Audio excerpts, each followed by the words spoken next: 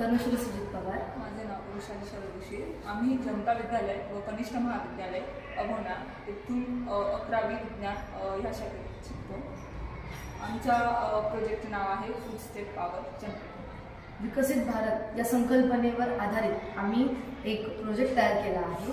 त्या प्रोजेक्टमध्ये सर्वप्रथम पायझोइलेक्ट्रिक सेन्सर, तसेच Uno 12cc disc, mini breadboard, capacitor, हुकअपार्स, jumper wires, transparent acrylic sheet आणि ट्रान्झिस्टर यांचा वापर केला आहे.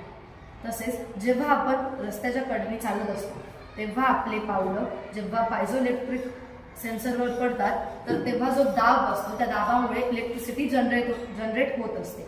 या इलेक्ट्रिसिटीमध्ये आपण या तंत्रज्ञानामुळे यांत्रिक ऊर्जेचा रूपांतर विद्युत ऊर्जेमध्ये केले जाते. आणि जेव्हा आपण चालतो तेव्हा पायझोइलेक्ट्रिक सेन्सरवर जो पावलांचा दाब पडतो त्यानंतर इथे डिस्प्लेमध्ये तो व्होल्टेजमध्ये दाखवला जातो आणि ती इलेक्ट्रिसिटी स्टोअर करून ठेवली जाते. जेव्हा लाईट जाते तेव्हा सुद्धा त्या इलेक्ट्रिसिटीचा वापर आपल्याला करता येतो. दिवसातून 24 तासामध्ये अनेक लोक रस्त्यावरून जात असतात, तर तेव्हा जी इलेक्ट्रिसिटी जनरेट होते त्यामुळे रस्त्याच्या कडेला जे लाईट असतात त्यासाठी पण ती इलेक्ट्रिसिटी वापरली जाते.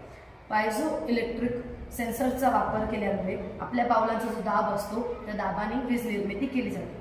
आणि अशा अनेक पद्धती आहेत वीज निर्मिती करण्याच्या, पण सर्वात प्रभावी पद्धत म्हणजे जे मानवाची सर्वात सहज कृती म्हणजे चालणे, या कृतीतून आपण वीज निर्मिती करू शकतो.